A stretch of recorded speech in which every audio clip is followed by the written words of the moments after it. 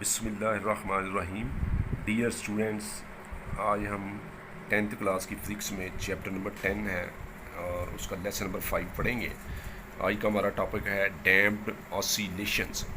Oscillations के बारे में हम पहले पढ़ चुके हैं कि ये ऐसी वाइब्रेशंस होती हैं, ऐसे चक्कर होते हैं जो मीन पोजीशन के इर्द गिर्द जो है वो फ़र्ज़ किया ये वेव की शक्ल में एक मूवमेंट हो रही है। ये मीन पोजीशन है, ये ऊपर की तरफ और नीचे की तरफ, यानी मीन पोजीशन के ऊपर नीचे या आगे पीछे, ये जो एक जैसे फासले पर ये जो मूवमेंट होती है इसको वाइब्रेशन या ऑसिलेशंस कहते हैं। डैम्प्ड ऐसी ऑसिलेशंस जिनके रास्ते में कोई रुकावट हो उसको, तो उनको डैम्प्ड ऑसिलेशंस कहते हैं। मिसाल के तौर पर ये देखें, बगैर रुकावट के अगर होगा विदाउट फ्रिक्शन, तो ये मीन पोजीशन है, मीन पोजीशन से ऊपर और नीचे एक जैसा फासला आ रहा है, एक जैसा ऊपर जितना फासला ऊपर है ये वाला एक्स है, एम्पलीट्यूड, ये फासले बराबर होते हैं, ये विदाउट फ्रिक्शन है। लेकिन जब उसमें फ्रिक्शन यानी रुकावट होगी फिर क्या होगा, पहले एम्पलीट्यूड ज़्यादा था, फिर कम हो गया, कम हो गया, कम हो गया, कम हो गया, एक वक्त आएगा वो ख़त्म हो जाएगा।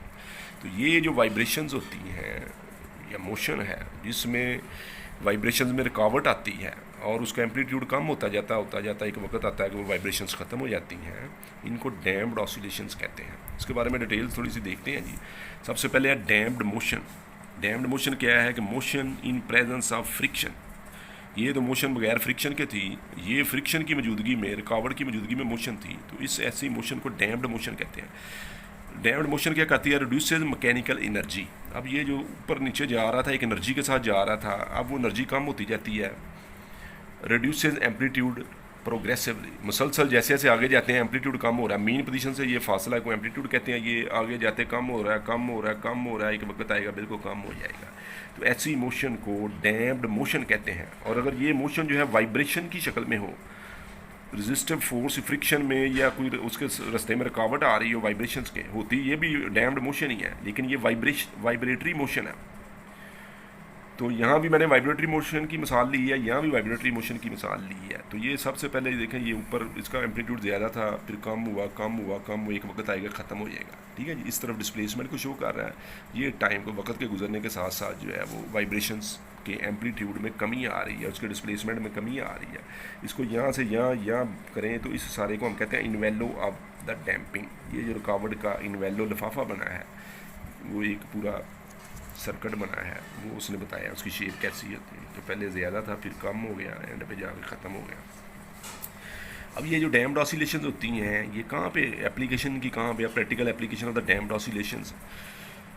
इसकी एग्जांपल यानी डैम्प्ड ऑसिलेशंस की, वो है शॉक अब्जॉर्वर इन ऑटोमोबाइल। ये मोटरसाइकिलों के आगे पहिए के साथ आपने देखा है कि वो साइडों पे जो दो इस तरह का फ्रेम लगा हुआ होता है, चिमटा जिसे कहते हैं, इसके अंदर जब वो किसी जंप पे मूवमेंट करता है तो ये ऊपर नीचे जो है ये हरकत करके उसको एक जगह पे बाद में फिर स्टे करवा देता है। तो इसे शार्क ऑब्जर्वर कहते हैं। ये गाड़ी कारों में भी लगा होता है और मोटरसाइकिलों में भी, ऑटोमोबाइल्स जितनी इंजन पे चलने वाली गाड़ियाँ होती हैं उनमें लगे हुए होते हैं। इसको तरह देखें, ये होता क्या है जी, शार्क ऑब्जर्वर जो है ये सबसे ऊपर एक attachment to the car frame है, कार के फ्रेम के साथ ये ऊपर जुड़ा हुआ है, नीचे से ये रॉड है, एक इसके आगे पिस्टन लगा हुआ है। पिस्टन एक ऐसी मूवेबल चीज़ होती है, ढक्कन टाइप, जो ऊपर नीचे रखा कर सकती है। कार का जो है नीचे जो है ये जो बना हुआ खाना, इसके अंदर लिक्विड भरा हुआ है, नीचे अटैच हुआ है एक्सल के साथ, attach to the car axle. Same motorcycle में भी होता है। अब जब गाड़ी जो है वो जाते जाते उसका पहिया किसी जंप पे आता है, फ़र्ज़ किया रास्ते में एक जंप था, वो जंप के ऊपर से जैसे ही गुजरेगा तो ये अंदर की तरफ प्रेस होगा नीचे से जब प्रेशर पड़ेगा तो ये अंदर की तरफ जब मूव करता है, पिस्टन जो है वो नीचे की तरफ मूव करता है, ये ऊपर की तरफ, यानी पिस्टन अपनी जगह पे फिक्स था, ये ऊपर की तरफ मूव करता है, पिस्टन नीचे होता है, नीचे लिक्विड होता है। अब यानी कि इसने ऐसे ऐसे ऊपर नीचे मीन पोजीशन के गिर्द हरकत करनी होती है, लेकिन इसके रास्ते में रुकावट आ गई है, पीछे जो पिस्टन लगा हुआ है ऊपर से वो फिक्स है, एक फिक्स जगह पे ही ये मूव कर सकता है, और इधर लिक्विड है, ये भी जब वो ऊपर की तरफ जाता है लिक्विड उसके रास्ते में रुकावट बन जाता है। तो ये डैम्प्ड ऑसिलेशंस होती हैं, वाइब्रेशन, ऐसी वाइब्रेशंस होती हैं जिनके रास्ते में वो रुकावट है, जिस रुकावट की वजह से ये एक वक्त आएगा वाइब्रेशन कम होती होती वो फिर ख़त्म हो जाएंगी। तो इसका फ़ायदा क्या होता है कि वो जैसे ही एकदम झटका लगता है, अगर ये शार्क ऑब्जर्वर ना होंगे तो ये बहुत जो गहरा झटका लगता है, सख्त किस्म का, मोटरसाइकिल के ऊपर से बंदा जो है वो उछल कर बाहर भी गिर सकता है। तो वो इसी तरह कार के छत से टकराएगा तो ये उसको ऑब्ज़र्व कर लेते हैं झटके को, इसलिए इनको शार्क ऑब्ज़र्वर कहते हैं कि ऐसी कोई चीज़ जो सडन उसके रास्ते में कोई जरक है, कोई चीज़ है, उसको ऑब्ज़र्व कर लेती है, तो वो आस्ता आस्ता फिर वो नॉर्मल पोजीशन में आ जाता है। कार के अंदर वो कहता है, अच्छा इसके अंदर 3 चीज़ें, अटैचमेंट के साथ पिस्टन है, पिस्टन के नीचे लिक्विड ऑयल है, ठीक है जी। कार का बम्प ऑन द रोड, जब वो किसी जंप के ऊपर से कार गुजरती है, कार वाइब्रेट वायलेंटली, वो बहुत स्पीड के साथ इसमें वाइब्रेशन पैदा होती है। शार्क ऑब्ज़र्व, वो जो शार्क ऑब्ज़र्वर है उस जो वाइब्रेशन को ऑब्ज़र्व कर लेता है, उसका असर कम कर देता है। डैम्प द वाइब्रेशन, वो वाइब्रेशंस को रोकता है। Convert the energy into the heat energy of the aisle, oil जो है ये गर्म हो जाता है, जैसे जैसे फ्रिक्शन होती है इसके दरमियान, तो आयल जो है वो गर्म हो जाता है, उसकी एनर्जी को कन्वर्ट कर देता है आयल की हीट एनर्जी में, और उसका असर ज़ायल कर देता है बेसिकली, और आस्ता आस्ता वो वाइब्रेशन कम होती होती वो रुक जाता है। ये था डैम्प्ड ऑसी। हमारा दूसरा टॉपिक है wave and its importance in daily life. Wave क्या होती है, ये देखें एक टब के अंदर पानी भरा हुआ, पेंसिल से या किसी लकड़ी से किसी चीज़ से इसको यहाँ से ऐसे हिलाएं तो इसके अंदर लहरें पैदा होती हैं।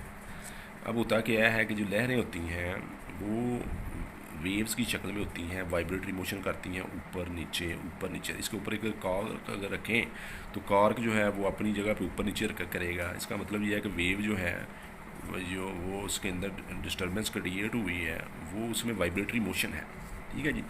अगर रस्सी आपने बांधी हुई है दीवार के साथ, उसको ऊपर नीचे ऐसे झटका दें तो वो ऊपर नीचे ऐसे मूव करती है, वेव्स की शक्ल में ट्रैवल करती है। तो किसी मीडियम को अगर डिस्टर्ब कर दिया जाए, वेव क्या होती है, डिस्टर्बेंस इन द मीडियम, किसी मीडियम को डिस्टर्ब कर दिया जाए तो उसके पार्टिकल जो हैं उनमें वाइब्रेशन पैदा हो जाती है in equal intervals of time, एक जैसे वक्फों में वो वाइब्रेशंस होती हैं। वेव्स की रोज़मर्रा ज़िंदगी में क्या अहमियत है, ये किताब में एक जगह पे नहीं दिए हुए पॉइंट्स मैंने इकट्ठे किए हैं, ये पॉइंट्स आपने नोट कर लेने हैं। Sound reaches in our ears in the form of waves, जो आवाज़ हम सुनते हैं हमारे कानों तक पहुँचती है, वेव ही की एक शक्ल होती है। सूरज की रोशनी, sunlight and the heat reaches through waves, वो भी हमें सूरज की रोशनी और जो हीट होती है हम तक वेव्स के ज़रिए पहुँचती है। Broadcasting of the radio TV is possible by waves है, जो टीवी के ऊपर हम देखते हैं सुनते हैं और रेडियो के ऊपर सुनते हैं, ये सारा वेव्स के मरूने मिन्नत है, ये सारी इन्फॉर्मेशन वेव्स की शक्ल में ट्रैवल करती है। मोबाइल फ़ोन के अंदर हम आवाज़ सुनते हैं, वीडियोस देखते हैं, एक जगह दूसरी जगह मैसेज आता है, ये सारा वेव्स ही के ज़रिए होता है। बॉडी के अंदर मुख्तलिफ किस्म के डिफेक्ट्स हम कर लेते हैं अल्ट्रासाउंड की मदद से, ये भी वेव्स की शक्ल में पॉसिबल है। वेव्स के इल्म का रोज़मर्रा ज़िंदगी में बड़ी अहमियत है।